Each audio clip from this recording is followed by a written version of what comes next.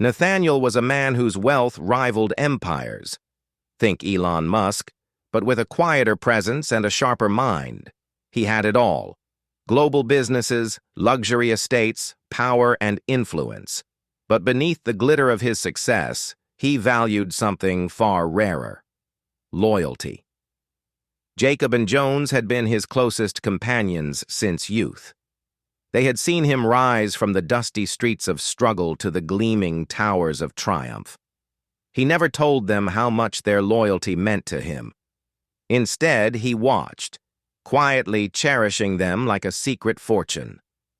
But trouble was brewing. Nathaniel had recently uncovered a chilling betrayal. His managing director, the man he entrusted with the backbone of his empire, had been siphoning millions from the company.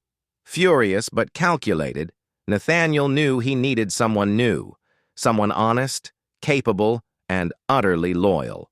Not a polished stranger, a brother, a friend. But who? He couldn't risk favoritism. Jacob and Jones were both dear to him. So Nathaniel devised a test, not one of words, but of integrity. He called Jacob first. In a solemn tone, he spoke of Jones. He painted him as a silent hero, how Jones once saved his life, how he'd stood by him in stormy times. Then came the twist. Nathaniel claimed he wanted to build a house for Jones, a surprise gift for his loyalty. But he didn't want Jones to know. Jacob, moved by the gesture, agreed to keep the secret and was tasked with overseeing the project. Without hesitation, Jacob hired an architect, reviewed blueprints, made regular site visits, and poured his energy into building what he believed was a reward for a friend. Then Nathaniel called Jones, telling him the same tale, this time praising Jacob instead. Like Jacob, Jones agreed to the secrecy and was also asked to manage the construction. But Jones didn't like what he heard. Jealousy twisted in his chest. Why did Jacob deserve such praise? Why this grand gift? Instead of hiring professionals, Jones went cheap. Laborers with no credentials, no architect, no finesse, just bricks, cement, and envy. Months later, both projects stood complete. Nathaniel visited them quietly. One was a masterpiece, a mansion fit for a king. The other, a hollow shell of missed potential and cutting corners. He summoned his friends to his estate. They arrived curious, but Nathaniel's face gave nothing away.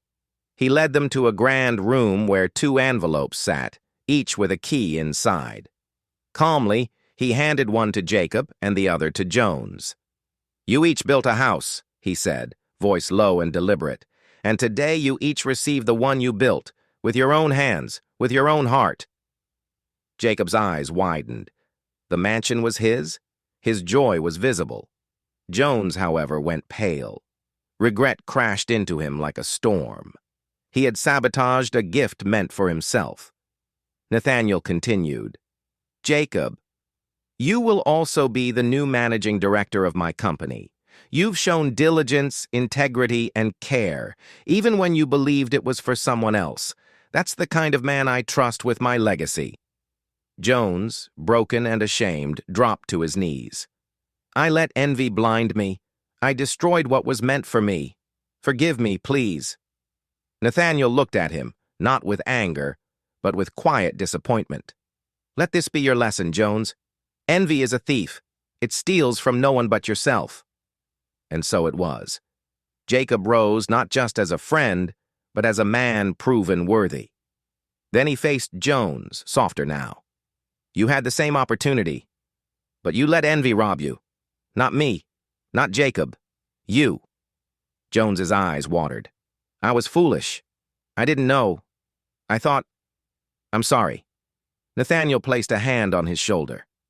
"It's never too late to become better, but you must carry this lesson with you always.